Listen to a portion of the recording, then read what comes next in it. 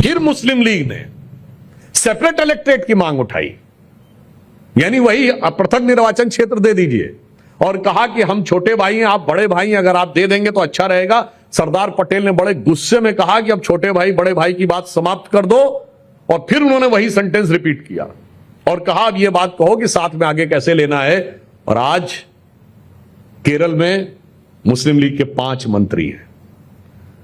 तो यह कहेगा यह मुस्लिम लीग वो मुस्लिम लीग नहीं है जो जिन्ना की मुस्लिम लीग थी। तो याद करिए, मार्च 1949 में इंडियन यूनियन मुस्लिम लीग के संस्थापक मोहम्मद इस्माइल और पीके पोकर साहब बहादुर जिन्ना की मुस्लिम लीग के आजादी से पहले मद्रास प्रेसिडेंसी के अध्यक्ष थे। शिव और शक्ति दोनों की पूजा होती है।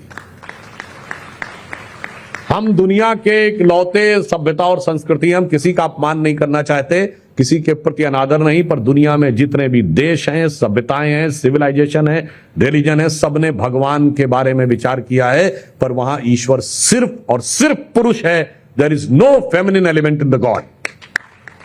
तुम तुंग हिमालय श्रृंग और मैं चंचल गति सुर सरिता, तुम विमल हृदय उच्छ्वास और मैं कांत कामिनी कविता। मगर हमारे यहां लोग कहते हैं कि साहब नहीं, आपके यहां बराबरी नहीं थी। तो मैं बताना चाहता हूं, हमारे यहां बराबरी वाकई नहीं थी। हमारे यहां, अब आपको ध्यान रखने की जरूरत है, पानी की बोतल आती है ना 200-250 ml, कितने की आती है? 10 या 12 रुपए की। ठीक, एक गिलास पानी 10 या 12 रुपए का बेचती है।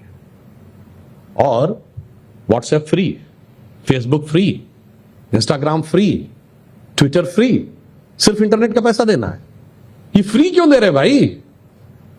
और ये अरबों डॉलर कमाने वाले किसी को फ्री देते हैं, और जबकि उनके यहां तो ये कहा जाता there can never be a free lunch. मेरी जो मदर थी वो भी एक गर्ल्स कॉलेज में लेक्चरर थी और प्रिंसिपल होकर रिटायर हुई थी। तो जब तक मैं 10-12 साल का था तब तक मुझे भी गर्ल्स कॉलेज में जाने का कई बार अवसर मिला, और पिकनिक में भी उन लोगों के साथ बच्चे होते हैं तो ले जाते थे।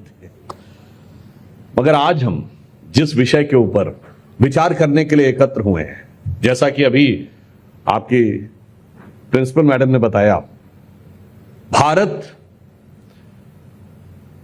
एक ऐसा देश जिसने आजादी की कितनी बड़ी कीमत चुकाई है, इसका कोई अनुमान ही नहीं है कि पार्टीशन के समय कितने लोग मारे गए।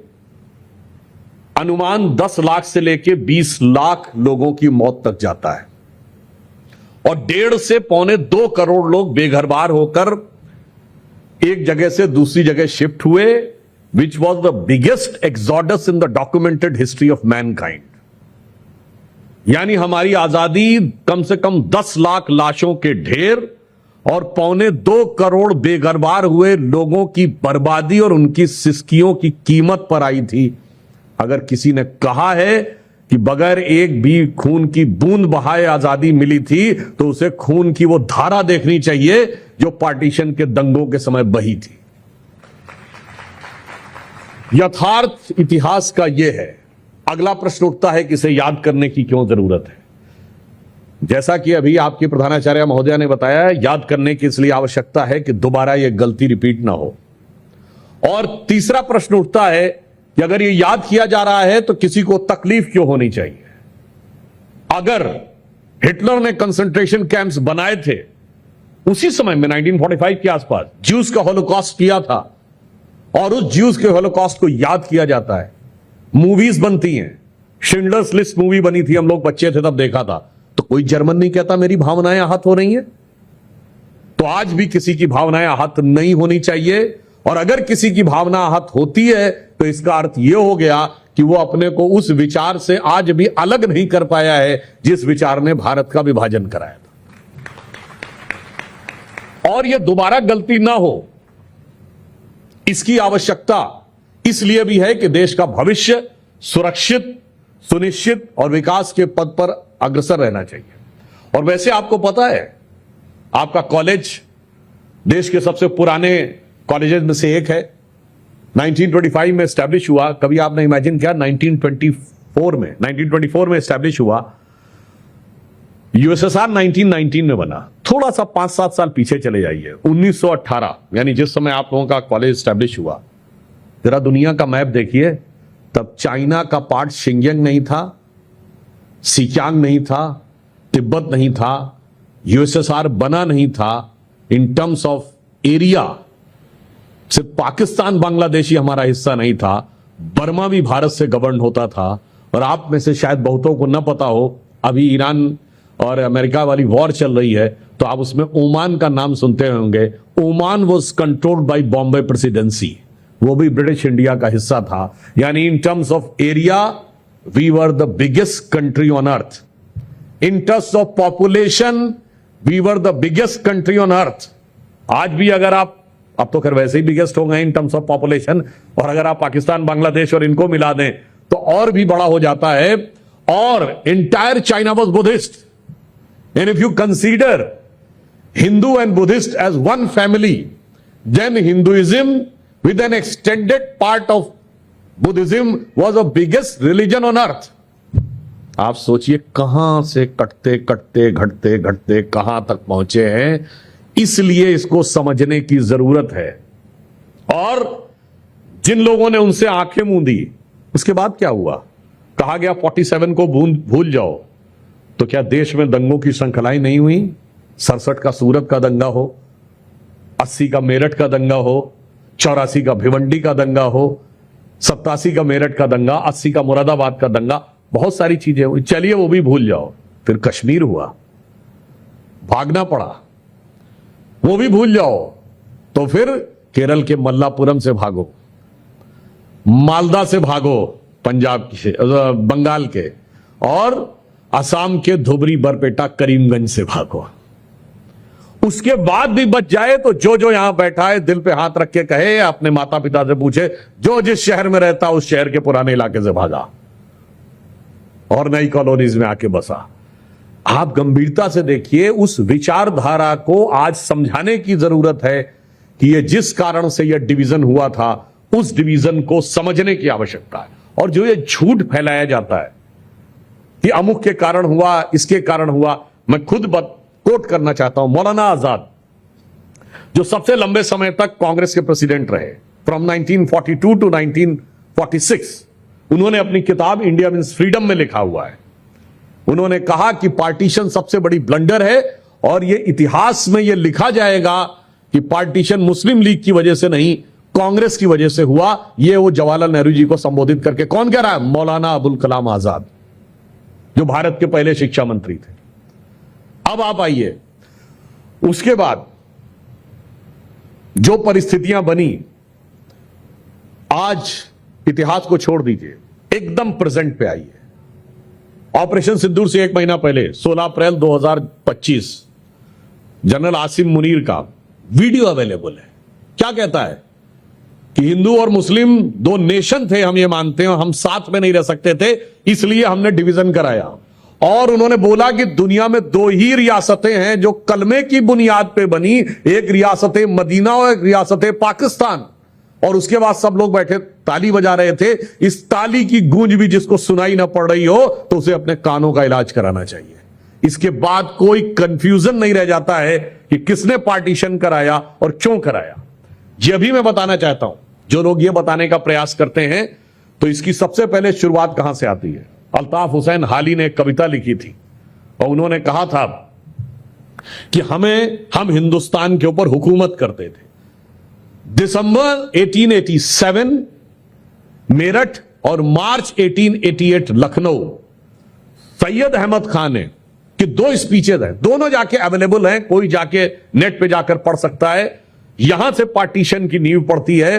वो ये कहते हैं कि हमारे हिसाब से हिंदू और मुस्लिम दो अलग अलग कौम हैं, दो अलग अलग रेसेस हैं, और जब अंग्रेज छोड़ेंगे तो हम उनकी रियाया नहीं बन सकते।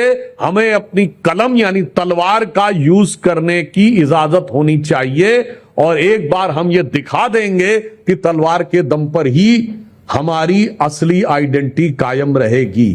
दिसंबर 1887 लखनऊ और मार्च 1888 मेरठ, ये दोनों दिए गए स्टेटमेंट मौजूद है। अब आइए उसके बाद आगे बढ़े। सरेंडर्स कैसे शुरू होते हैं? अभी वक्फ बोर्ड का एक्ट आया था, वक्फ बोर्ड को सेपरेट करने के लिए 1913 में जिन्ना की मांग के आगे कांग्रेस सरेंडर करती है। और जो 1913 का वक्फ बोर्ड एक्ट है, कभी ये पार्लियामेंट की प्रोसीडिंग में नहीं लिखा होता, उसमें लिखा है कि this is been brought on the demand of Mohammad Ali Jinnah of Muslim league. अब आइए, उसके बाद आप धीरे धीरे सरेंडर करते हैं तो क्या होता है। 1916 लखनऊ कांग्रेस अधिवेशन। कांग्रेस मुस्लिम लीग यह कहती है कि हमारी सेपरेट इलेक्ट्रेट होना चाहिए, यानी हमारे अलग चुनाव क्षेत्र। तो चुनाव क्षेत्र वैसे नहीं जैसे आज रिजर्व कॉन्स्टिट्यूएंसी होती है। उनका कहना है कि खड़े होने वाला भी मुस्लिम होगा और वोट देने वाला भी मुस्लिम होगा, यानी उस क्षेत्र के हिंदुओं को वोट देने का अधिकार नहीं होगा। और जानते हैं उस समय ब्रिटिश गजेटियर में क्या लिखा गया 1916 में? इंडिया में कॉन्स्टिट्यूएंसीज क्या, जैसे आज आप लिखते हैं ना general constituency and the reserve constituency, उस समय क्या लिखा जाता था? Mohammedan constituencies and the non Mohammedan constituencies, as if the country is of Mohammedans. और 1916 में लखनऊ कांग्रेस अधिवेशन में मुस्लिम लीग के आगे सरेंडर कर दिया और देश में सेपरेट इलेक्ट्रेट्स बन गए। वही इलाके भविष्य में 30 साल के बाद जाके पाकिस्तान बने। अगले स्टेप पे आइए, सरेंडर करने की स्थिति।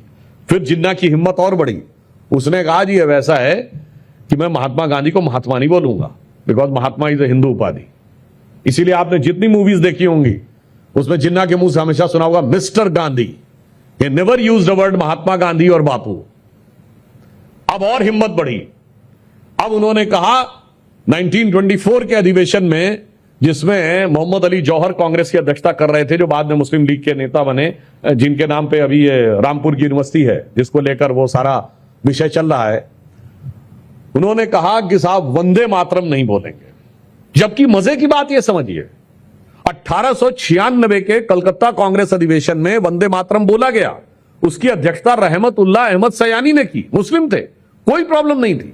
1905 में बंगाल का डिवीजन किया जब करजन ने, तो हिंदू मुस्लिम दोनों साथ में आकर वंदे मातरम गाते हुए 5 साल आंदोलन चला। 1911 में वो रिवर्स हो गया। मगर जब हार्डलाइनर फैक्शन को महत्व देना शुरू किया गया, 1913 में वक्फ बोर्ड पे सरेंडर जिन्ना के आगे, फिर उसके बाद हम महात्मा नहीं बोलेंगे, हम वंदे मातरम नहीं बोलेंगे। और उसके बाद 1937 में उन्होंने कहा या तो वंदे मातरम बदलो वरना हम नहीं बोलेंगे, एंड कांग्रेस सरेंडर्ड, वंदे मातरम को काट दिया गया। मगर आज प्रधानमंत्री मोदी जी ने वो स्थिति बनाई है कि भारत की स्वतंत्रता का वह उद्घोष, और आप में से शायद बहुतों को नहीं पता होगा, 15 अगस्त 1947, 14 और 15 अगस्त की रात दिल्ली में जब कॉन्स्टिट्यूएंट असेंबली की पहली बैठक हुई, यानी पहली संविधान सभा, जिसमें वो नेहरू जी का फेमस भाषण है ट्रिस्ट विद डेस्टिनी, वो कैसे शुरू हुई? तब तक राष्ट्रगान के रूप में जनगणमन अंगीकार नहीं हुआ था। तो संविधान सभा की पहली बैठक वंदे मातरम गाकर शुरू हुई थी, और वंदे मातरम गाया था शायद सुचेता कृपलानी जी ने, जो शायद आपकी ही कॉलेज की एलुमनी है। यानी जिस स्वर को गाकर भारत ने स्वतंत्रता संग्राम लड़ा, जिस स्वर को गाकर अस्तित्व में आया, उसे काट दिया गया। अब आइए साहब, उसके बाद 1942 में वेवल प्लान आता है। पहले कांग्रेस अपोज करती है कि मुस्लिमों के विषय पे अलग मुस्लिम लीग से बात नहीं होगी, जो बात होगी साथ होगी। लास्ट में सरेंडर कर देती है। और उसके बाद स्थिति यह आती है कि 1946 में जिन्ना सीधे धमकी देते हैं कि या तो सेपरेट कंट्री की बात मान लो, नहीं तो डायरेक्ट एक्शन होगा। और डायरेक्ट एक्शन की बात होती है। उसके बाद कांग्रेस ही सरेंडर कर देती है, और जून 1947 में कांग्रेस के में प्रस्ताव पारित होता है कि हम पार्टीशन को स्वीकार करते हैं। अरे फैक्ट तो ये होना चाहिए कि आपको स्वीकार नहीं करना चाहिए था। आज भी most of the Muslim countries have not recognised Israel, मगर हमने फैक्ट से रिकॉग्नाइज किया। क्यों स्वीकार किया? जबकि उसमें राजर्षि पुरुषोत्तम दास टंडन ने इतना शानदार भाषण दिया था अधिवेशन में कि सारे लोग अगेंस्ट में खड़े हो गए। फिर यह सुनने में आता है कि माउंटबेटन का मैसेज जाता है गांधी जी के पास कि भाई ये क्या हो रहा है, कांग्रेस का 3 दिन का अधिवेशन है, ये तो इसलिए हुआ था कि पार्टीशन को एक्सेप्ट करना है आपको, इसमें क्या भाषण हो रहा है। और फिर उसके बाद पार्टीशन एक्सेप्ट होता है। और फिर यह भी याद करना चाहिए, उसके बाद जो एक्सेप्ट हुआ, अभी बंगाल में परिवर्तन आया है 16 अगस्त 1946, डायरेक्ट एक्शन डे होता है, और उसमें जो कुछ भी होता है वो मनुष्य जाति के ज्ञात इतिहास के सबसे भयावह दौरों में से एक। शाहिद हुसैन सोहरावर्दी जो बंगाल का सीएम है, उसके संरक्षण में दंगे होते हैं, पुलिस को अंदर बैठा दिया जाता है। शायद आप में से किसी ने बंगाल फाइल्स मूवी देखी होगी, नहीं देखी, उसमें थोड़ा बहुत उसका दृश्य समझ में आता है। और उसके बाद स्थिति क्या, स्वतंत्र भारत में उनके चाचा हुसैन सोहरावर्दी, हसन सोहरावर्दी के नाम पर सड़क हिंदुस्तान में, और वो भी मुस्लिम लीग के नेता थे। और जब उसे चेंज करके बंगाल में सत्ता परिवर्तन हुआ गोपाल पाठा के नाम पे, वो गोपाल मुखर्जी जिन्होंने की सबसे ज्यादा संघर्ष किया उस समय बचाने के लिए दंगों के विरुद्ध, तो आपत्ति की जा रही है। और कुछ ऐसे मूर्ख लोग हैं जो ये कहते हैं इनको हसन सोहरावर्दी और हुसैन सोहरावर्दी का मतलब नहीं पता। रहे भाई, दोनों चचा भतीजे थे, दोनों ही मुस्लिम लीग के नेता थे। तुम्हें अगर अंतर उसमें समझ में आ रहा है तो अपनी बुद्धि के ऊपर थोड़ा उसमें समझ पैदा करने का प्रयास करिए। और उसके बाद 1947, एक और आपको बात बताना चाहता हूं। 1946 का इलेक्शन हुआ। उस समय यह स्पष्ट बात थी, जो स्टेट असेंबलीज के इलेक्शन हुए। एक तो अभी आपको बात बता दें, यह भी एक बहुत विचित्र बात कही जाती, स्वतंत्रता का संघर्ष हुआ। आखिरी स्वतंत्रता आंदोलन 1942 है, और वो 1 महीने में समाप्त हो गया था कि वो सब नेता गिरफ्तार कर लिए गए थे। 43, 44, 45, 46, 47 कोई आंदोलन है? कोई आंदोलन नहीं। मगर आजादी उस आंदोलन ने दिला दी जिसका इफेक्ट इंडक्शन के द्वारा 5 साल बाद हुआ। यह अद्भुत तर्क है। 42 से पहले आइए, सविनय अवज्ञा आंदोलन 1931, उसके बाद से लेकर 1947 तक कोई आंदोलन नहीं, विद एन एक्सेप्शन ऑफ 42। 16 साल कोई आंदोलन नहीं। और उसी के साथ साथ 1935 गवर्नमेंट ऑफ इंडिया एक्ट आता है, जिसके तहत 1937 प्रोविंशियल असेंबलीज के इलेक्शन होते हैं, और जिसमें बाकायदा स्टेट्स में इलेक्टेड सरकार इंडियंस की होगी, यह माना जाता है, और सेंटर में उनकी रहेगी। तो कांग्रेस की सरकारें सेंटर में बनती, स्टेट में बनती हैं 42 में। अब 46 का जब इलेक्शन आता है, वो अपने आप में बहुत भीषण स्थिति थी कि यह कहा जाता है कि अब इस आधार पर चुनाव होगा कि पाकिस्तान बनना चाहिए या नहीं। और आपको पता है 46 की कॉन्स्टिट्यूएंट असेंबली में मोहम्मद अली जिन्ना कहां से चुन के गया था? लाहौर से नहीं, रावलपिंडी से नहीं, कराची से नहीं, पेशावर से नहीं, ढाका से नहीं, चिटगांव से नहीं, बंबई से चुन के गया। बंबई की बायकुला सीट से कितना वोट मिला? 95%। 95% वोट मिला। अब आइए साहब, मद्रास प्रेसिडेंसी की 30 मुस्लिम रिजर्व सीट्स थी, 30 में 30 मुस्लिम लीग को, with almost 90 to 95% of vote. Bombay presidency, जो आज का महाराष्ट्र और गुजरात, 30 में 30, असम 28 में 28, बंगाल ऑलमोस्ट कंप्लीट, उत्तर प्रदेश 73 में 64, यूनाइटेड प्रोविंसेस कहते थे। और मैं विनम्रता से पूछना चाहता हूं, और फिर ऐसा भी नहीं था, इसके होने के बाद भी किसी को लगता है, और इसका उल्टा आपको बताता हूं, जो आज का पाकिस्तान है वहां मुस्लिम लीग नहीं जीती थी। सिंध में मुस्लिम लीग को मेजॉरिटी नहीं मिली। पंजाब में खिजर हयात की यूनियनिस्ट पार्टी के साथ गठबंधन करना पड़ा। और आज जो आप खैबर पख्तूनख्वा देखते हैं, जिसको उस जमाने में नॉर्थ वेस्ट फ्रंटियर प्रोविंस कहा जाता था, वह कांग्रेस को 2/3 बहुमत मिला। And Muslim league lost badly Khan Abdul Ghaffar Khan के नेतृत्व में। यानी फैक्ट यह है कि आर खैबर पीओके नहीं, खैबर पख्तूनख्वा हमारा होना चाहिए था। खान अब्दुल गफ्फार खान ने कहा मैं बिल्कुल पाकिस्तान में जाना नहीं चाहता। और क्या बढ़िया लॉजिक दिया गया, ये वो लैंड से कनेक्शन नहीं दिख रहा है तो कैसे वो करें? अरे ईस्ट और वेस्ट पाकिस्तान 2000-2500 किलोमीटर की दूर पे लैंड पे कनेक्शन होकर एक कंट्री हो सकते हैं, खैबर पख्तूनख्वा हमारा नहीं हो सकता था। यानी ये बहुत बड़ा ऐतिहासिक तथ्य है कि जो आज का पाकिस्तान है वहां मुस्लिम लीग को स्वीपिंग मेजॉरिटी नहीं मिली, स्वीपिंग मेजॉरिटी आज के हिंदुस्तान में मिली। और ये मैं हवा में नहीं बोल रहा हूं, 3 जनवरी 1948 को सरदार पटेल ने कलकत्ता में अपने भाषण में कहा, यह उनकी वॉइस में अवेलेबल है, कोई जाकर सुन सकता है, ये ऑडियो अवेलेबल है जिसमें उन्होंने कहा कि भारत में रहने वाले ज्यादातर मुसलमानों ने पाकिस्तान बनने के लिए वोट किया है। मैं नहीं मानता कि एक दिन में दिल बदल गया, मगर अब जो हो गया सो हो गया। अब पीछे की बात छोड़ो और अब ये मत कहो कि मुझे अलग आइडेंटिटी चाहिए, मेरे लिए अलग कानून चाहिए, मेरे लिए अलग व्यवस्था चाहिए। अब ये कहो कि देश के साथ कदम मिलाकर कैसे चलना चाहते हो। मगर यह बात मानी नहीं गई और 27 अगस्त को 1947 को कॉन्स्टिट्यूएंट असेंबली में, ये जो कॉन्स्टिट्यूएंट असेंबली की डिबेट है, पार्लियामेंट की वेबसाइट पे आप जाके देखेंगे तो आप जाके पढ़ सकते हैं। फिर मुस्लिम लीग ने सेपरेट इलेक्टोरेट की मांग उठाई, यानी वही पृथक निर्वाचन क्षेत्र दे दीजिए, और कहा कि हम छोटे भाई हैं, आप बड़े भाई हैं, अगर आप दे देंगे तो अच्छा रहेगा। सरदार पटेल ने बड़े गुस्से में कहा कि अब छोटे भाई बड़े भाई की बात समाप्त कर दो, और फिर उन्होंने वही सेंटेंस रिपीट किया और कहा अब यह बात कहो कि साथ में आगे कैसे लेना है। और आज केरल में मुस्लिम लीग के 5 मंत्री हैं। तो यह कहेगा यह मुस्लिम लीग वो मुस्लिम लीग नहीं है जो जिन्ना की मुस्लिम लीग थी। तो याद करिए, मार्च 1949 में इंडियन यूनियन मुस्लिम लीग के संस्थापक मोहम्मद इस्माइल और पीके पोकर साहब बहादुर जिन्ना की मुस्लिम लीग के आजादी से पहले मद्रास प्रेसिडेंसी के अध्यक्ष थे। अगर जिन्ना को कायदे आजम कहा जाता था तो आज की इंडियन यूनियन मुस्लिम लीग के संस्थापक को कायदे मिल्लत कहा जाता था। और मैंने आपको बताया पूरी की पूरी सीटें जीती मद्रास प्रेसिडेंसी, वहां तो कोई पाकिस्तान नहीं गया। दुख की बात यह है, और अगर यह कहें कि यह वो मुस्लिम लीग नहीं है, भाई साहब फिर यह भी वो कांग्रेस नहीं है जो महात्मा गांधी वाली थी।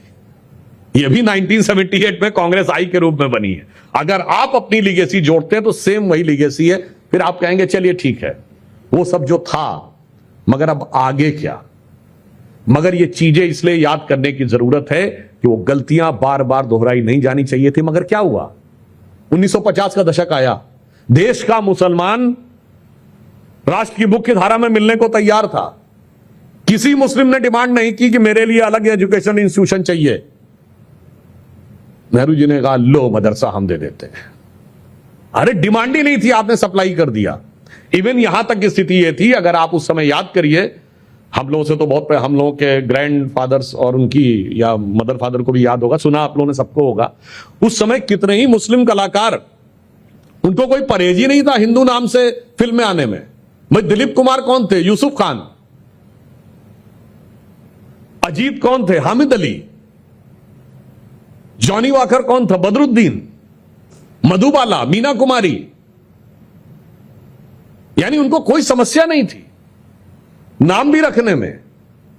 यहां तक कि आपने सुना हो 50 के दशक का बड़ा फेमस भजन है, मन तरपत हरि दर्शन को आज, मोरे तेरे बिन बिगड़े सगरे काज। किसने गाया है? मोहम्मद रफी ने। म्यूजिक किसने दिया है? नौशाद अली ने। लिखा किसने है? शकील बदायूनी ने। तो आप कल्पना कर सकते हैं, मन तड़पत हरि दर्शन को आज, मोरे तेरे बिन बिगड़े सगरे काज। ये लिखने वाला, संगीत देने वाला, गाने वाला तीनों मुस्लिम नहीं। फिर आगे बढ़े, 60 का दशक आया, इंदिरा जी ने कहा लो हम पर्सनल लॉ बना देंगे। फिर उसके बाद 80 का दशक आया, राजीव गांधी जी ने कहा हम शाबानो केस लाके सुप्रीम कोर्ट से ऊपर शरिया को कर देंगे। फिर पीवी नरसिम्हा राव जी आए, 1995 का वक्फ बोर्ड एक्ट ला देंगे, प्लेसेस ऑफ वर्शिप एक्ट ला देंगे, और फिर जो कुछ मनमोहन सिंह जी के जमाने में हुआ वो आपको सबको पता है। तो मैं कहना चाहता हूं, हकीकत में इस सांप्रदायिक विचारधारा को बढ़ाने में भारत के नेताओं का ज्यादा बड़ा रोल रहा। शायद मुस्लिम समाज तो उस समय राष्ट्र की मुख्य धारा में आने को तैयार था। और मैं कोट करके कहता हूं, के मोहम्मद साहब जो बहुत बड़े आर्कियोलॉजिस्ट हैं, आर्कियोलॉजिकल सर्वे ऑफ इंडिया में बहुत बड़े ऑफिसर रहे, ज्वाइंट डायरेक्टर रहे, और 1976 में जो एक्सकवेशन हुआ राम मंदिर में उसको वो लीड कर रहे थे। उन्होंने अपनी किताब में लिखा है, और यह बात भी प्रूफ के साथ बोल रहा हूं, 22-23 दिसंबर 1949 को श्री रामलला विराजमान प्रकट हुए और सुन्नी सेंट्रल वक्फ बोर्ड ने लगभग 12 साल तक कोई रिट नहीं दायर की। सुन्नी सेंट्रल वक्फ बोर्ड दिसंबर 1961 में मुद्दई बना। क्यों? क्योंकि टाइटल सूट का रूल होता है कि अगर 12 साल तक आपने क्लेम नहीं किया तो your claim will be forfeited. 12 साल पूरा होने में केवल 11 दिन रह गए थे। क्यों नहीं किया 11 साल 11 महीने तक? के मोहम्मद साहब ने लिखा है, चूंकि मुस्लिम समाज के अंदर यह विचार था कि हमें इस पे दावा नहीं करना चाहिए, हमें छोड़ देना चाहिए। हिंदुओं के लिए इस स्थान का बहुत महत्व है, हमारे लिए कोई महत्व नहीं है। काल लगभग सब लोग ये मान रहे थे, मगर तब सेकुलरिस्ट लेफ्टिस्ट उन्होंने जा के उनको समझाया, कहा नहीं नहीं तुम्हारा केस मजबूत है, तुम्हें लड़ना चाहिए। और वो दिसंबर 1961 में जाके सुन्नी सेंट्रल वक्फ बोर्ड उसमें क्लेमेंट बन जाता है जाके। और उस क्लेम में लिखा क्या है, अगर आप में से किसी ने पढ़ा हो, we are appearing on the behalf of the mosque made by foreign invader Babur in the 16th century. स्वतंत्र भारत के इतिहास में कोर्ट में पिटीशन दायर होती है जो ये कहती है कि एक विदेशी आक्रमणकारी के द्वारा बनाए गए ढांचे के बचाने के लिए हम कोर्ट में खड़े हैं। अद्भुत। इसलिए आज की स्थितियों में यह आवश्यकता है कि उस हकीकत को समझें। एक जो दूसरा आदर्श है उसको क्यों नहीं देखते? ये आज स्थिति क्या आई कि जब हम लोग भी बच्चे थे, या और उससे पहले की बात देख लें 60 और 70 के दशक में, तो मुस्लिम समाज की पहचान क्या होती थी? बड़े बड़े शायर, बड़े बड़े गीतकार, कलाकार, मजरूर सुल्तानपुरी, हसरत जयपुरी, साहिर लुधियानवी, जोश मलियाबादी, कैफी आजमी, जिगर मुरादाबादी, अकबर इलाहाबादी। और आज कहां जाके पहुंचा दिया कि उन सबको छोड़ दिया समाज ने। आज राजनीति ने कहा कि उसकी पहचान क्या है, कहते हैं उसकी पहचान है अफजल गुरु, याकूब मेनन, जाकिर नायक, इशरत जहां। किसने बनाया यह पहचान? मैं विनम्रता से पूछना चाहता हूं, इस देश की आजादी के बाद भारत का पहला गैलेंट्री अवार्ड विनर कौन था? आर्मी का ब्रिगेडियर मोहम्मद उस्मान। नौशेरा की लड़ाई में 1948 फरवरी में वो बलिदान हो गए। उनका घर यूपी के आजमगढ़ में है। कोई नहीं जाता उनके यहां, कोई नहीं जाता। उसी आजमगढ़ में आतंकवाद के आरोपी हो गया जाते। और आप में से बहुतों को नहीं पता होगा, एक झांगड़ का इलाका था जो पाकिस्तान की फौज ने अक्टूबर 47 में कब्जा कर लिया था। ब्रिगेडियर मोहम्मद उस्मान ने, जिस ब्रिगेड को लीड कर रहे थे, यह कसम खाई कि जब तक मैं इसको दोबारा रीगेन नहीं कर लूंगा, मैं चारपाई पे नहीं सोऊंगा महाराणा प्रताप की तरह। और जब फरवरी 48 में इंडियन आर्मी ने उसको रिकैप्चर किया, तो उनकी ब्रिगेड के सोल्जर्स सबसे पहले जानते क्या किया? पास के गांव से एक चारपाई लेके आए और कहा साहब एक बार आप इस पे लेट लीजिए ताकि आपकी वो कसम पूरी हो जाए। मगर उनके घर पे कोई नहीं जाता। 2015 में वीर अब्दुल हमीद की शहादत की 50वीं वर्षगांठ हुई। प्रधानमंत्री मोदी जी ने अपने आवास पर उनके पूरे परिवार और उनकी पत्नी को भी बुलाकर सम्मानित किया। गाजीपुर के रहने वाले थे, कोई जाता ही नहीं।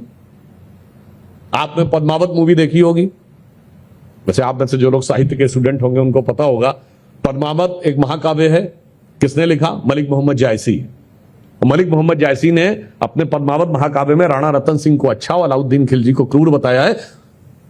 मलिक मोहम्मद जायसी, रायबरेली में उनकी कब्र है, कोई जाता ही नहीं।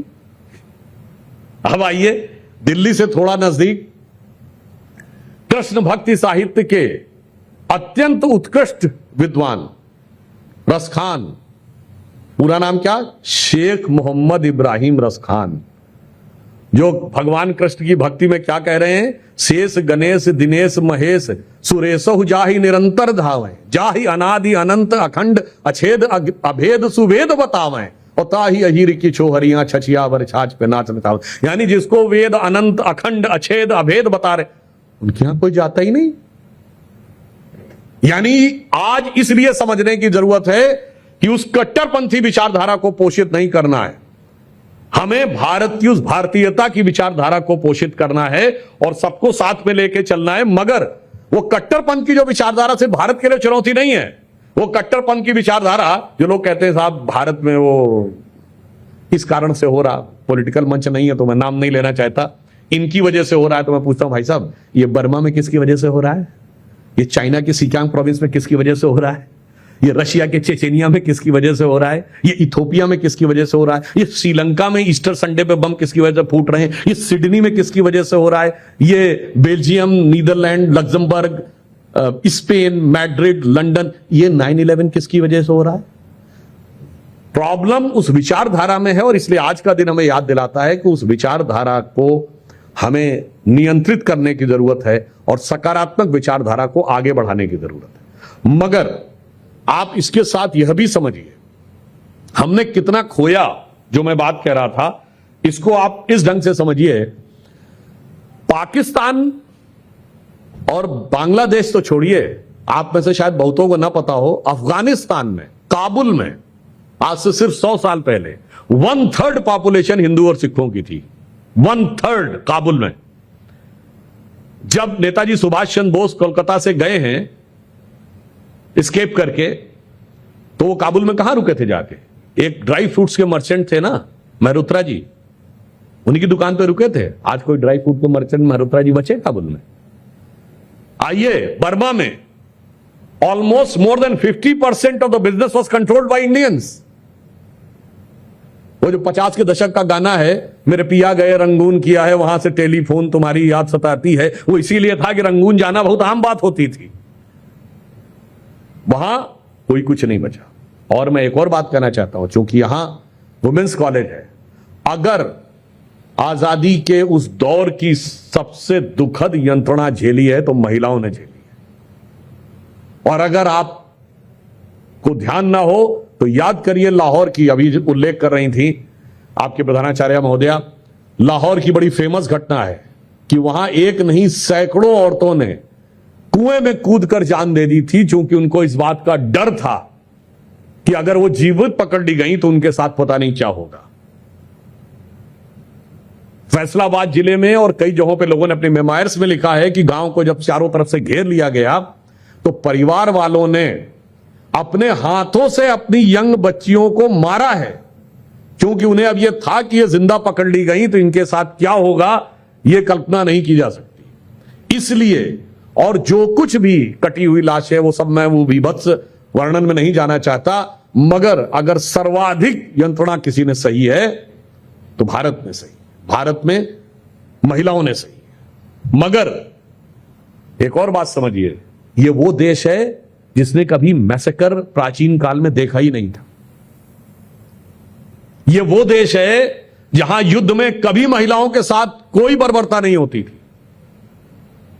ये वो देश है जहां जीतने के बाद किसी राजा का सर नहीं काटा जाता था। उस देश के साथ ये हुआ, और ये बात भी मैं सब प्रमाण बोल रहा हूं। एक अमेरिका के हवाई यूनिवर्सिटी के प्रोफेसर हैं RG रमल, RUMMEL। उन्होंने पिछले 2500 सालों में जो मैसेकर्स हुए हैं, यानी जो वॉर में या गवर्नमेंट के द्वारा मारे गए लोगों की एक पूरी संख्या कैलकुलेट की और दुनिया भर की डॉक्यूमेंटेड हिस्ट्री से, उसमें लगभग 1 अरब 40 करोड़ लोग इन 250 वर्षों में राज्यों यानी सरकारों के द्वारा या राजाओं के द्वारा मारे गए या मरवाए गए। उन्होंने कहा मगर भारत एक ऐसा देश था जहां 13वीं शताब्दी से पहले कोई मैसेकर का उल्लेख नहीं मिलता है। सिर्फ 2 छोटे उदाहरण, एक कलिंग का युद्ध जिसमें कुछ हजार लोग मारे गए और एक दक्षिण भारत में था, कहा उसमें भी सिर्फ कुछ थाउजेंड्स थे। With an exception of this, before 13th century there is no reference of any massacre. वो देश जिसने दुनिया में जाकर किसी पे कब्जा करने की कोशिश नहीं की, वो देश जो दुनिया में किसी को प्रताड़ित नहीं करता, वो देश जिसने दुनिया में सिर्फ सकारात्मक शांति का संदेश दिया, वो देश जिसने दुनिया को सबसे उन्नत किस्म का ज्ञान दिया, और ये वो देश जिसने कभी किसी दूसरे के धर्म स्थल को नहीं तोड़ा, उसने कभी किसी दूसरे धर्म वाले के साथ कोई भेदभाव नहीं किया। उस देश के साथ ये हुआ, ये अपने आप में ज्यादा बड़ी चौंकाने वाली बात है। इसलिए यह भी याद रखने की जरूरत है, जो अभी पूनम जी ने अटल जी की कविता सुनाई थी, तो उसमें एक आगे की लाइन ये भी थी कि जिनकी लाशों पर पग पग धरकर आजादी भारत में आई, वो अब तक हैं खाना बदोश गम की काली आंधी छाई। हिंदू के नाते उनका दुख कहने में तुम्हें लाज है आती, तो सीमा के उस पार चलो, सभ्यता जहां कुचली जाती। इसलिए उन्होंने कहा, इसलिए स्वतंत्रता को सार्थक करने कमर कसें, बलिदान करें, जो पाया उसमें खो न जाएं, जो खोया उसका ध्यान करें। अच्छा, अब आप कहेंगे साहब ये सब कुछ हो गया, इसका फ्यूचर से क्या कनेक्शन है, अदर देन कि ऐसा दोबारा नहीं होना चाहिए। अब मैं आपको बात बताता हूं। इंडिया, पाकिस्तान और बांग्लादेश एक ही देश था, तो डीएनए भी एक है, इसमें कहीं कोई कंफ्यूजन नहीं है। मगर इसके बावजूद देश के अंदर जो फूट डालने का प्रयास हुआ, यह जो पढ़ाया जाता है कि अंग्रेजों ने फूट डाली, हिंदू मुसलमान की फूट अंग्रेजों ने नहीं डाली। वो तो उसका इतिहास औरंगजेब और बाबर और खिलजी के जमाने से, उन्होंने भारत में जातियों में तोड़ने की कोशिश की, क्षेत्र में तोड़ने की कोशिश की। दोनों का एक एक उदाहरण बताता हूं। आप में से शायद बहुतों को नहीं पता होगा कि 1930 तक, यानी जब आपका कॉलेज बना उस समय तक, आज का सिंध बॉम्बे प्रेसिडेंसी का हिस्सा था। फिर वहां पे एक विचार खड़ा किया गया, हमारी एक अलग आइडेंटिटी होनी चाहिए, हमारी एक अलग भाषा, हमारा एक अलग कल्चर, और ये तो गुजराती और मराठी कल्चर के साथ हम कैसे होंगे। सिंध बॉम्बे प्रेसिडेंसी से अलग हो गया। जिस समय 47 हुआ, यह तय हुआ कि जो हिंदू मेजॉरिटी एरिया है वो भारत में रहेंगे और जो मुस्लिम मेजॉरिटी है वो पाकिस्तान में रहेंगे। अगर सिंध बॉम्बे प्रेसिडेंसी का हिस्सा होता, जिसमें आज का वेस्टर्न महाराष्ट्र, गुजरात आता था, तो वो हिंदू मेजॉरिटी होता, वो भारत का हिस्सा होता। मगर चूंकि वो सिंध सेपरेट हो गया, तो 20 साल के अंदर वो मुस्लिम मेजॉरिटी हो गया। फिर सिंध ने जो कष्ट सहा, वो अपने आप में बहुत दुखद अध्याय है। दूसरा याद करिए, आज का बांग्लादेश का एक इलाका सिलहट में यह तय हुआ कि यह वोटिंग से तय होगा कि यह पाकिस्तान में रहेगा या बांग्लादेश में।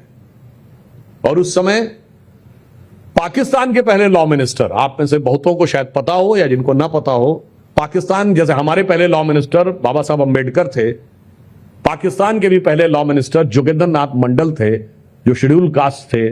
और उनको यह लगा कि हम मुस्लिम लीग के साथ समझौता करके सत्ता में बेहतर भागीदारी पाएंगे, भारत में पता नहीं हमें वो सत्ता में स्थान मिले न मिले।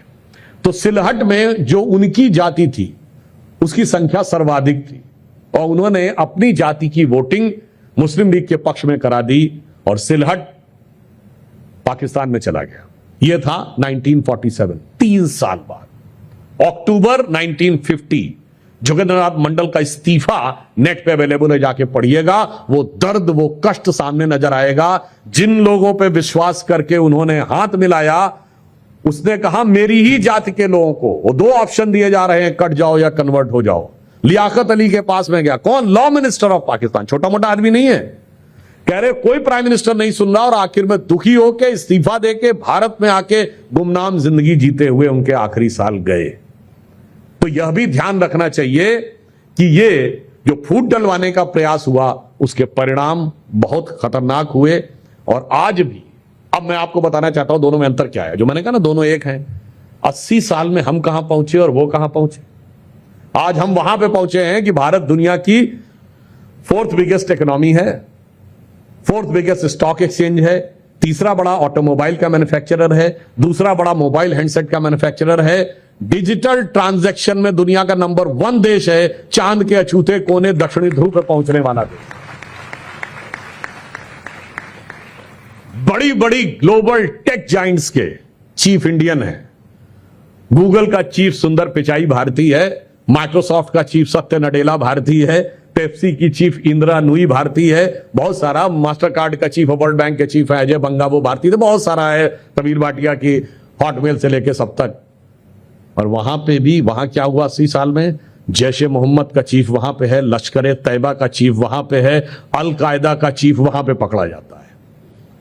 यानी अगर हम अलग अलग राह पे चले तो कहां तक पहुंचे कि आज अमेरिकन मल्टीनेशनल्स भारत में आती हैं टैलेंट हंट करने के लिए, और अमेरिकन फौजें पाकिस्तान में जाती हैं टेररिस्ट हंट करने के लिए।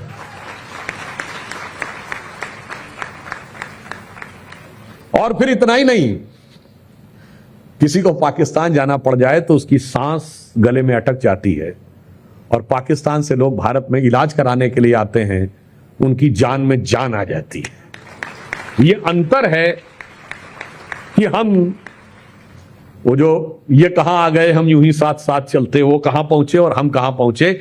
इसलिए भविष्य में ये बहुत आवश्यक है कि हम ये ध्यान करें। अब आइए दूसरे विचारों में अगर देखें, चूंकि अब वुमेन्स कॉलेज है, आज प्रधानमंत्री जी ने आने के बाद महिलाओं के सशक्तिकरण के लिए जो कार्य किया, ग्रास रूट लेवल से शुरू करके मुद्रा योजना स्टार्ट हुई, उसकी मोर देन 50% बेनिफिशियरीज वुमेन है। वहां से लेके स्टार्टअप, ड्रोन दीदी, लखपति दीदी, और जो प्रधानमंत्री आवास योजना हुई, 4 करोड़ गरीब महिलाओं, मतलब गरीब परिवारों को आवास मिला, और जिसमें जो रजिस्ट्री हुई है उसमें 3 करोड़ ऐसे हैं जो घर की महिला के नाम पर रजिस्ट्री है। मैं दावे के साथ कहता हूं कि 2014 से पहली बात तो 3 करोड़ गरीब परिवारों की यह ख्वाब था कि मेरे नाम पे कोई मकान होगा, और उस गरीब परिवार में भी महिला सोचे कि मेरे नाम पे मकान होगा, यह कल्पना से परे था, वो साकार करके दिखाया। फिर इतना ही नहीं, अगर आप देखें एक ऐसी चीज हुई है, वर्ल्ड बैंक के फॉर्मर चीफ ने 2025 में बोला है कि इंडिया में जो डिजिटल रिवॉल्यूशन हुआ है उसने सबसे ज्यादा लाभ किसको किया? गरीब वर्ग को, डाउन ट्रोडन वर्ग को और महिलाओं को। क्यों? गांव में काम करने वाली वो महिला, आप सोचेंगे कि वो बैंक में जाकर खाता खुलवाएगी, और बैंक की तो शाखा भी उस ब्रांच उसमें नहीं है गांव में, 4 गांव दूर वो जाएगी समय निकाल के, फिर जाके वहां किसी जो भी पुरुष कर्मचारी बैठा होगा इससे निगोशिएट करेगी और इस ढंग से काम होगा, तो उसके हाथ में तो कभी पैसा ही नहीं था। अब जब ये मुद्रा योजना हुई, जनधन अकाउंट्स खुले और जो डिजिटल रिवॉल्यूशन आया, अब सबके हाथ में मोबाइल है, खेत में काम करने वाली महिला के पास एक मैसेज आता है और उसे समझ में आ जाता है मेरे अकाउंट में इतने पैसे आ गए। अब ना उसे 4 गांव पैदल चल के जाने की जरूरत है, ना बैंक में जाके निगोशिएट करने की जरूरत है। तो सबसे ज्यादा इंपावरमेंट हुआ। तो अब आइए फिर मिडिल लेवल पे अगर आप देखें तो हायर लेवल के ऊपर किस प्रकार से इंपावरमेंट हुआ। भारतीय फौज में और पैरामिलिट्री फोर्सेस में फुल्ली कमीशन वुमेन ऑफिसर्स का दौर इन 10 वर्षों में शुरू हुआ। आपको याद हो 26 जनवरी 2024 को ऑल वुमेन कंटिंजेंट थी रिपब्लिक डे परेड के ऊपर दिल्ली में। अब बहुत सी हैं, मुझे सबके नाम यहां पर लेने की आवश्यकता नहीं है। कारगिल में पहली वुमेन कम्बेटेंट हमारे टाइम में पोस्ट हुई, फर्स्ट वुमेन फाइटर प्लेन चलाने वाली हमारे टाइम में हुई, फॉरवर्ड पोस्ट के ऊपर वुमेन ऑफिसर्स हमारे टाइम में पोस्ट हुई। और सिर्फ इतना ही नहीं हुआ, आपको याद हो लॉस एंजल्स से बेंगलोर एक फ्लाइट आई थी 2 साल पहले जो नॉर्थ पोल की तरफ से होती हुई, उसमें सारा क्रू, मतलब including pilot and other crew members, all were women. फिर उसके बाद यूनियन मिनिस्ट्री में अगर सर्वाधिक वुमेन रिप्रेजेंटेशन है तो इस समय महिलाओं के प्रति अपराध के विषय के ऊपर बहुत सारे कड़े कानून बने, वो अपनी जगह है। उन सारी चीजों के बारे में इंश्योर किया। क्रिस्टीना जॉर्जिवा जो IMF की चीफ है, उसने कहा है कि भारत ने जो 182 डेज की फुल पेड मैटरनिटी लीव दी है, उस देश से भारत दुनिया के टॉप के 2-3 देशों में है जो उसने ध्यान रखा। महिलाओं को लोकसभा और विधानसभा में स्थान देने के लिए नारी शक्ति वंदन अधिनियम पारित हुआ, और उसके साथ साथ सबसे बड़ी बात जानते हैं क्या है? यह किस देश में हो रहा है? उस देश की पहचान क्या है कि जब हमारे साइंटिस्टों ने चांद के अछूते कोने साउथ पोल पे टच किया तो हर देश को अधिकार होता है कि उस पॉइंट का नाम रखे। तो हमारे प्रधानमंत्री जी ने नाम किसी नेता के नाम पे नहीं रखा जो पूर्व में रखा जाता था। उन्होंने इस पॉइंट का नाम क्या रखा? पॉइंट शिव शक्ति। ये पॉइंट शिव शक्ति क्या बताता है कि सिर्फ भारतीय संस्कृति एकमात्र संस्कृति है जहां शिव और शक्ति दोनों की पूजा होती है। हम दुनिया के इकलौते सभ्यता और संस्कृति, हम किसी का अपमान नहीं करना चाहते, किसी के प्रति अनादर नहीं, पर दुनिया में जितने भी देश हैं, सभ्यताएं हैं, सिविलाइजेशन है, रिलीजन है, सबने भगवान के बारे में विचार किया है, पर वहां ईश्वर सिर्फ और सिर्फ पुरुष है। There is no feminine element in the god. हमारे यहां शिव और शक्ति दोनों हैं, और शिव शक्ति के बीच का संबंध क्या है, जिसे कालिदास ने कुमार संभवम के प्रथम श्लोक में लिखा है, वागार्थमि संप्रक्तो वागार्थमि प्रतिपतये जगतः पितरो वंदे पार्वती परमेश्वरो। जैसे शब्द और अर्थ दोनों से मिलकर कविता बनती है, वैसे ही भगवान शंकर के अर्धनारीश्वर स्वरूप में मां पार्वती और भगवान शंकर के साथ मिलकर शब्द और अर्थ जैसे मिलते हैं, वैसे ही इस सृष्टि की रचना होती है। जिसे निराला ने हिंदी में कहा, तुम तुंग हिमालय श्रृंग और मैं चंचल गति सुर सरिता, तुम विमल हृदय उच्छ्वास और मैं कांत कामिनी कविता। मगर हमारे यहां लोग कहते हैं कि साहब नहीं, आपके यहां बराबरी नहीं थी। तो मैं बताना चाहता हूं, हमारे यहां बराबरी वाकई नहीं थी। हमारे यहां मातृशक्ति को पहले रखा जाता था, इसलिए क्या बोला जाता है, गौरी शंकर। गौरी पहले, शंकर बाद। सीताराम, राधे श्याम, लक्ष्मी नारायण और माता पिता, ग्रामर में यही बोला जाता है। इसलिए चूंकि प्रधानमंत्री जी उस विचार के प्रतीक थे, इसलिए हमारे यहां उनका मन में बात आई। और मैं कह सकता हूं, आज दुनिया चांद की तरफ देखेगी तो भारतीय संस्कृति की वो जो समानता का भाव है, वो चांद की ऊंचाई से नीचे तक दिखाई पड़ता है। अब मैं एक और बात कहना चाहता हूं, आप लोग यहां पढ़े लिखे इंटेलेक्चुअल महिलाएं बैठी हुई हैं, ये भगवान किसी को इंट्यूशन देते हैं, भगवान की कृपा होती है और उसे कुछ कुछ आभास होता है। तो ये भगवान ज्ञान जो है किसी महिला क्यों नहीं देते हैं, सिर्फ पुरुषों को ही काहे मिलता है? मगर हमारे यहां ऐसा नहीं है। हमारे यहां वेदों में 22 ऋषिकाएं हैं।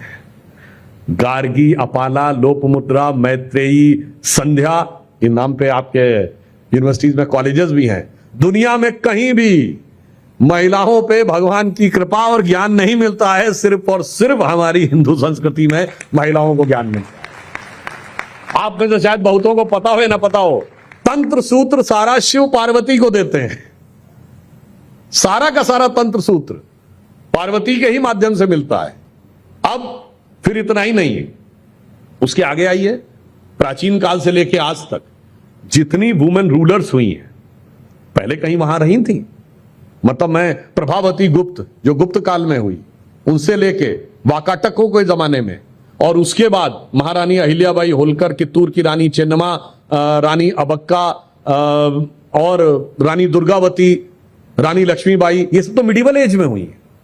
और उसके बाद अब आते हैं उस समय में जब आपका कॉलेज स्थापित हुआ। उससे पहले 1920 में एनी बेसेंट कांग्रेस की अध्यक्ष बन चुकी थी। पर आपको पता है अमेरिका में वुमेन्स को वोटिंग राइट कब मिला? 1920। ये हमको ज्ञान देते हैं, जबकि हमारे यहां उस समय वो अध्यक्ष रह चुकी थी। अब आइए साहब, उसके बाद भी जब आपका कॉलेज स्थापित हुआ, तब तक अमेरिका में कोई महिला इंडिपेंडेंट बैंक अकाउंट नहीं खोल सकती थी। वो पावर मिली 48-49 में। अब आइए, यूरोप के तमाम देशों में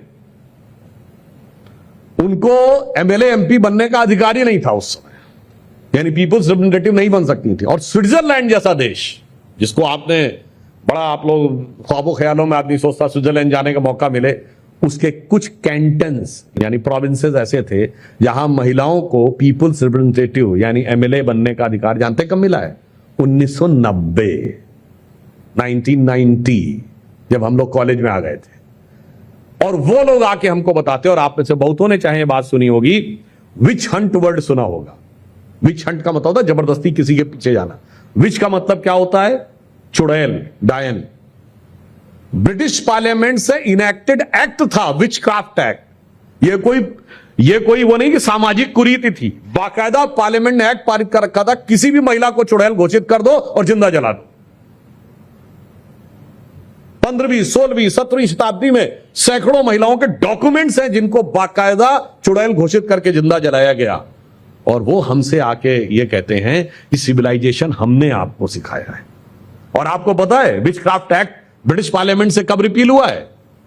1952। एक व्यक्ति ने एक महिला के खिलाफ अंडर विचक्राफ्ट एक्ट मुकदमा दर्ज कर दिया, तब उनको लगा अरे ये तो लॉ अभी तक है। यानी जब देश आजाद हुआ तब भी ब्रिटिश पार्लियामेंट में विचक्राफ्ट एक्ट था, जबकि हमारे यहां विजय लक्ष्मी पंडित यूएन जनरल असेंबली की चेयरमैन बन चुकी। इसलिए हम आपसे कहना चाहते हैं, मगर यह भी समझने की जरूरत है। देखिए कि आज के बच्चों को और बच्चियों को यह समझाया जाता है साहब एकदम बराबरी होनी चाहिए, इक्वलिटी। और इक्वलिटी का पैरामीटर क्या है, जरा बिल्कुल दिमाग इस्तेमाल करिएगा प्रैक्टिकली, कि साहब अगर कोई वुमेन मेंस अटायर पहने हो, पैंट शर्ट, तो इंपावरमेंट है। ये भाई इंपावरमेंट का है, ये इक्वलिटी तो नहीं। इक्वलिटी तो आप तब माने जब कोई लड़का भी फ्रॉक पहन के आए और आपको अच्छा लगे, वो भी सलवार कुर्ता पहन के आए आपको अच्छा लगे, तब बराबरी मानी जाएगी। तो ये बराबरी नहीं, ये तो सब्जुगेशन हुआ कि I am considering you as a superior, so I have to copy you.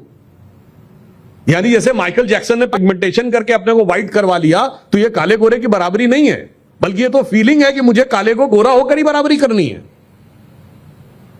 इसलिए यह ध्यान रखने की जरूरत है। ऐसा क्यों है, किसी को हो सकता बुरा लगे, वहां ईश्वर पुरुष ही है, तो महिला को पुरुष बन के ही बराबरी करनी है।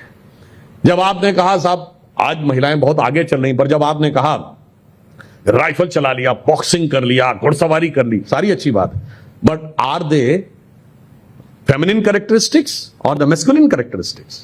Y masculine characteristics are the only benchmark? आप ये कहिए कि पुरुष भी सिलाई कढ़ाई अच्छा कर ले तो हम उसको अच्छा मानेंगे, अच्छा खाना बना ले तो अच्छा मानेंगे, अच्छा लिपस्टिक लगा के डांस कर ले तो मैं अच्छा मानूंगा।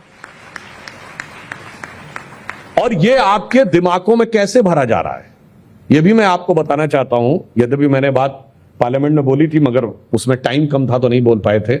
आजकल जेन जी का विषय बहुत चल रहा है। अब आपको ध्यान रखने की जरूरत है, पानी की बोतल आती है ना 200-250 ml, कितने की आती है? 10 या 12 रुपए की। ठीक, एक गिलास पानी 10 या 12 रुपए का बेचती है। और WhatsApp free, Facebook free, Instagram free, Twitter free, सिर्फ इंटरनेट का पैसा देना है। ये फ्री क्यों दे रहे भाई? और ये अरबों डॉलर कमाने वाले किसी को फ्री देते हैं, और जबकि उनके यहां तो ये कहा जाता there can never be a free lunch. If there is a free lunch, there has to be poison in it.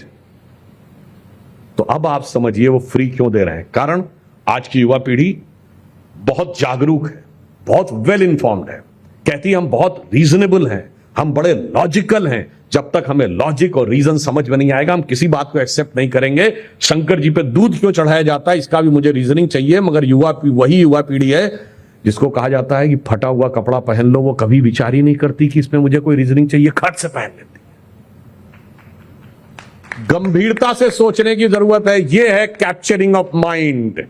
ये फ्री में जो आपको दिया जा रहा है, कुछ फ्री में नहीं दिया जा रहा है, बदले में बहुत कुछ वसूला जा रहा है। दुनिया वही दिखाने की कोशिश हो रही है जो आपको वो दिखाना चाहते हैं, वही दुनिया आप देखिए।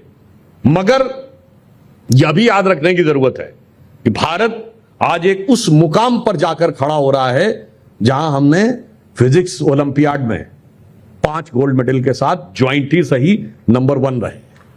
मैथ्स ओलंपियाड में 3 गोल्ड, बायोलॉजी के ओलंपियाड में 3 गोल्ड। गुकेश डोमराजू 18 साल की उम्र में world chess champion. Devvrat Mahesh Rekhe ने 19 साल की उम्र में शुक्ल यजुर्वेद का दंडक्रम पारायण कर दिया। आपको पता है दंडक्रम पारायण क्या होता है? How difficult it is. ऐसा होता है कि पहले आप किसी मंत्र को एक उसमें पढ़ें, फिर रिवर्स में पढ़ें, फिर उसके हर पद को फो टू एंड फ्रो, फिर 2 पदों को टू एंड फ्रो, मतलब ऐसा मुझे 1 2 3 4 5, देन 5 4 3 2 1, देन 1 2 2 1, 1 2 3 3 2 1, 1 2 3 4 4 3 2 1। आप सोचिए इसके लिए कितना इमेंस मेंटल कैपेबिलिटी चाहिए और कितनी प्रखर मेधा चाहिए। और उन्होंने वो 50 दिन में या कितने दिन में किया। और मैंने एक जगह पढ़ा था कि अगर एआई को 8 घंटे पर डे कहा जाए तो वो 54 दिन लगाएगा उसको करने में। आप सोचिए, भारत अभी फर्स्ट प्राइवेट सेक्टर का स्पेस सैटेलाइट लॉन्च हुआ, विक्रम 1।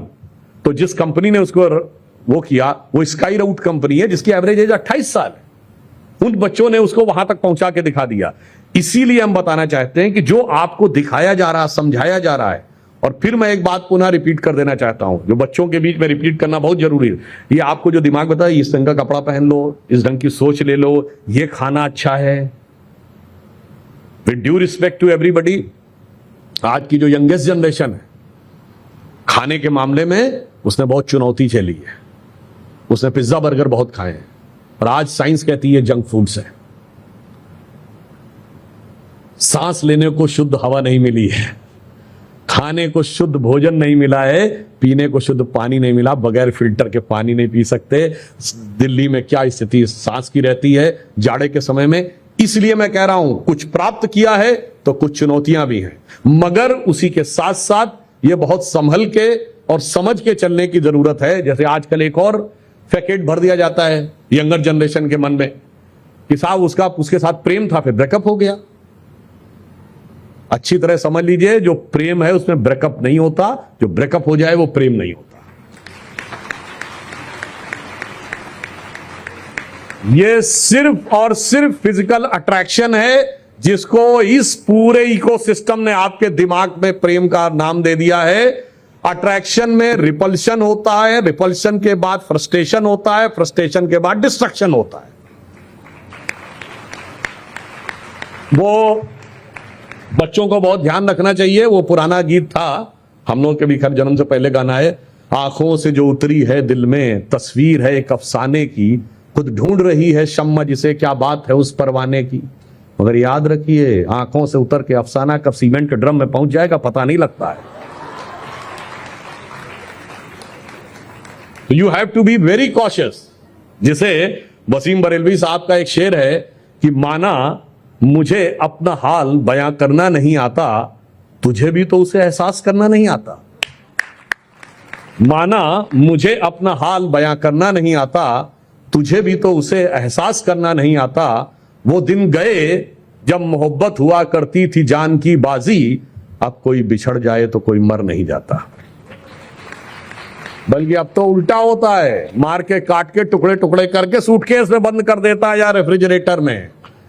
इसलिए मैं सभी बच्चियों से यह कहना चाहता हूं कि रामायण की कथा आपको यह संदेश देती है कि रावण जब सीता हरण करने के लिए आया था तो अपने असली रूप में नहीं आया था। असली में तो राक्षस था, वेश धर के आया था साधु का।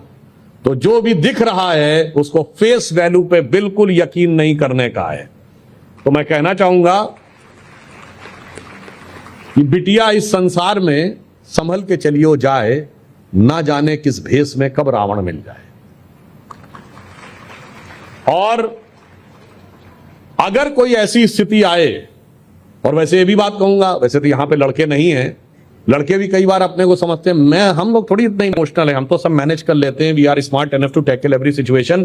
तो उनसे भी कहना चाहूंगा, बिटवा इस संसार में संभल के चली हो जाए, ना जाने किस मोड़ पे कब सूप ना खा मिल जाए। क्योंकि आजकल वो भी ऐसा ऐसा फंस रहे हैं कि भागने का रास्ता नहीं मिल रहा है। अब आप कहेंगे साहब आपने तो प्रॉब्लम बता दी, अब इसका सलूशन तो बताइए। तो अगर प्रॉब्लम का संकेत हमारे धर्मशास्त्र बताते हैं खतरा ये है, तो समाधान भी वही बताते हैं।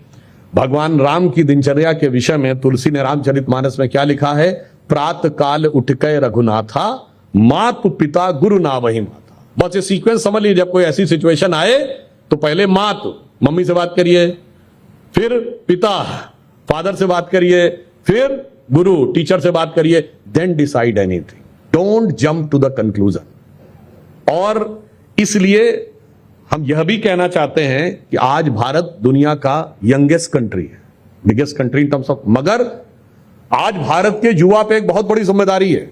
वो क्या है, अरे दुनिया में सब बह गए उसी हवा में।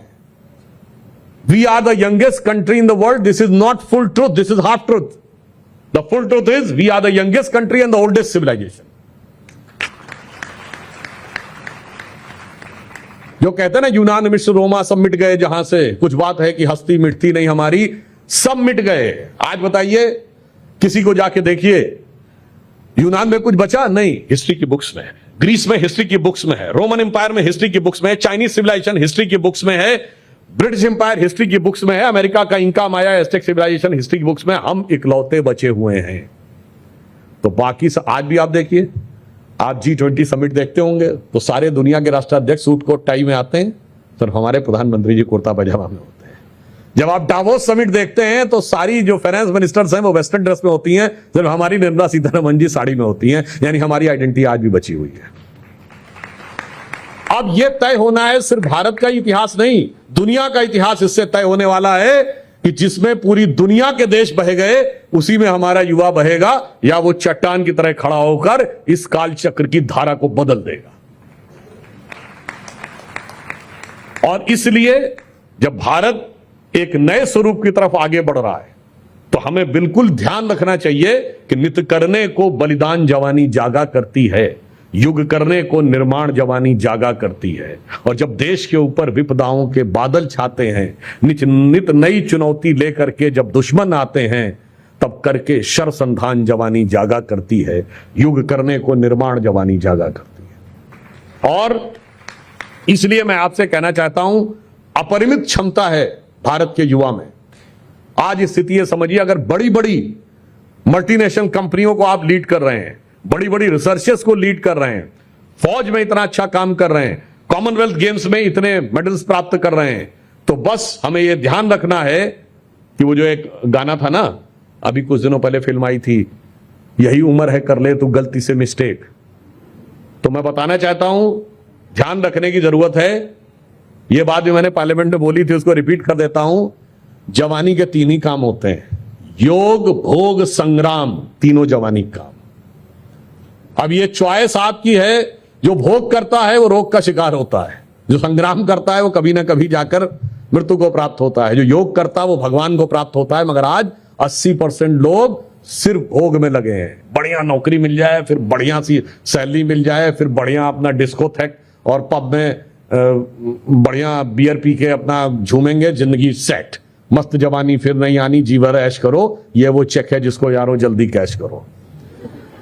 और 20% लोग संग्राम की तैयारी करते हैं। जब संग्राम की तैयारी करने वालों से भोग वालों का मुकाबला होता है तो कोई टिक नहीं पाता। यूरोप में देख लीजिए।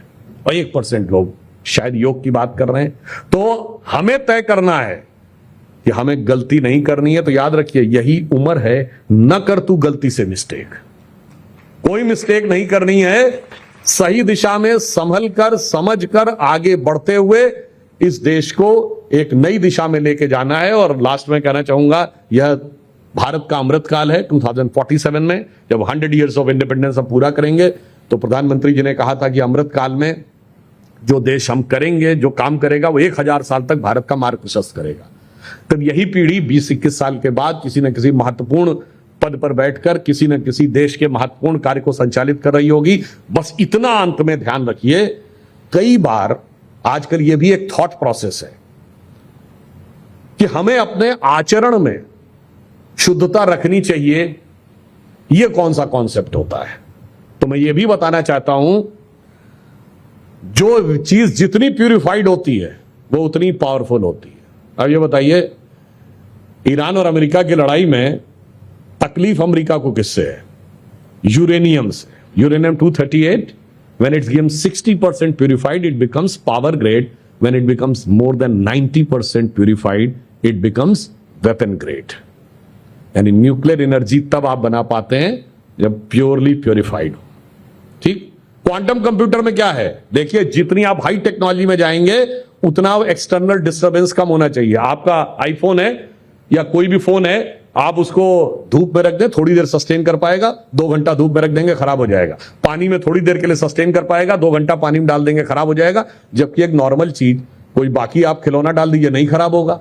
उसी प्रकार क्वांटम कंप्यूटर में तो कहा जाता है कि अगर आपका हल्का सा प्रेशर वेरिएंस, हल्का सा टेम्परेचर वेरिएंस, हल्का सा वॉइस आ गया, तो वो डिस्टर्ब हो जाएगा। अन्यथा उसकी कैपेबिलिटी क्या है कि गूगल ने जो बताया कि बिलोचिप ने 5 मिनट में वो किया है कैलकुलेशन, जो नॉर्मल डिजिटल कंप्यूटर को 10⁻24 ईयर्स लगेंगे, यानी more than the age of universe.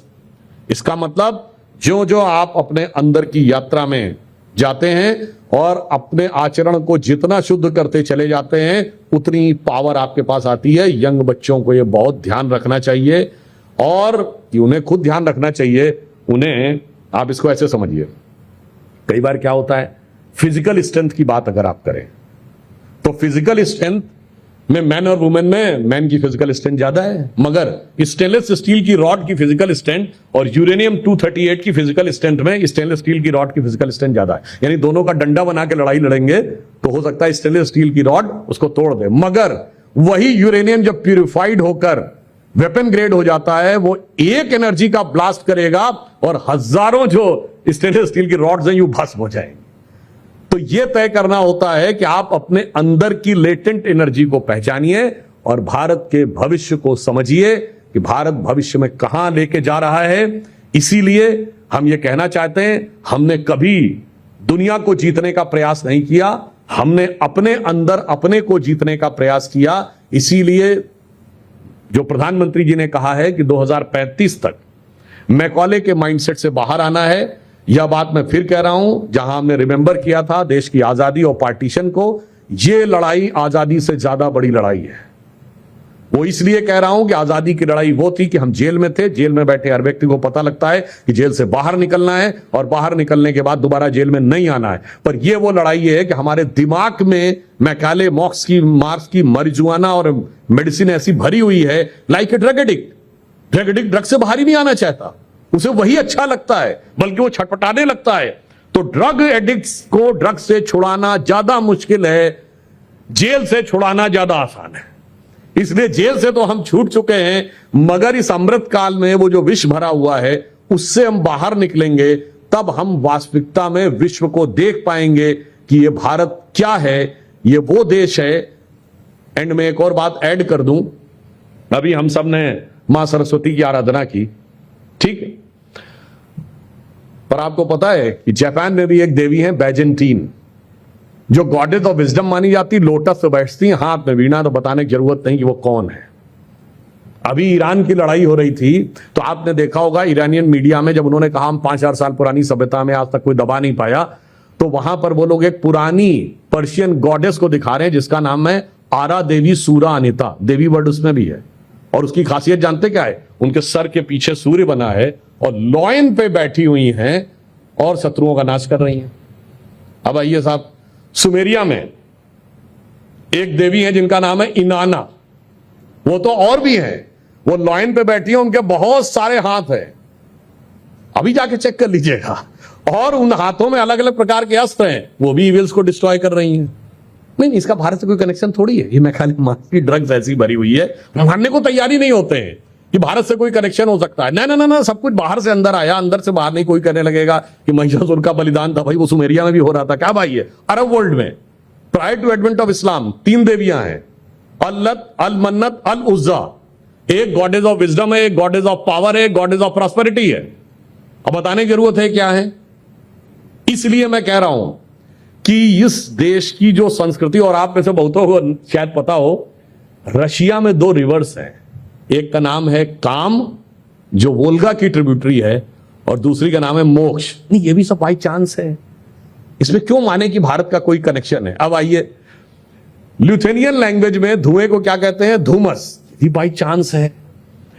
Russian language में 11 को कहते हैं एकादश, ये भी बाई चांस है। सब कुछ बाई चांस है, मगर भारत के अंदर जो श्रेष्ठता है उसे स्थापित स्वीकार नहीं करना है। और यह भी बात ध्यान रखिए, मगर अब दुनिया स्वीकार करने जा रही है। हम इस विभाजन विभीषिका दिवस को किसी के प्रति लड़ाई के लिए नहीं, यथार्थ को समझने के लिए कर रहे हैं। सिर्फ ये उदाहरण एक और देता हूं, आपने देखा होगा प्रभोवो सुबांतो इंडोनेशिया के जो प्रेसिडेंट हैं, वो भारत आए थे, और जब पिछले साल 26 जनवरी को राष्ट्रपति भवन में उनका वो हुआ डिनर, तो उनका वीडियो अवेलेबल है। उन्होंने कहा, couple of weeks back I got my genome sequencing done and I was told that I am having an Indian DNA.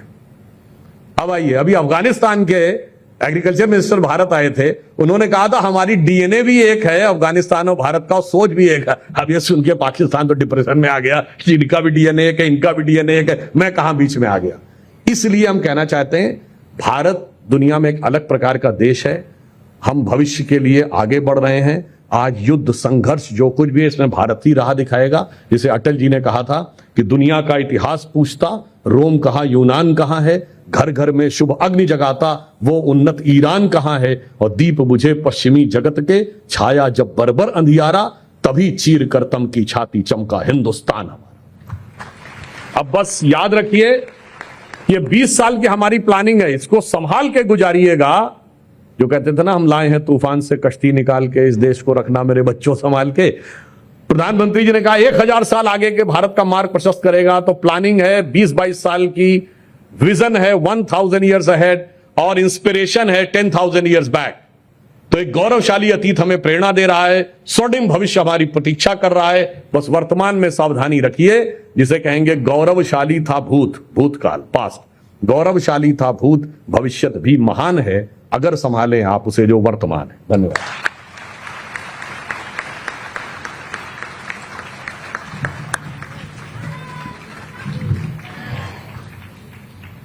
Thank you, sir, for your words. What you shared today gave us more than facts. It gave us a way to sit with this history and actually feel its weight. That's not something every speaker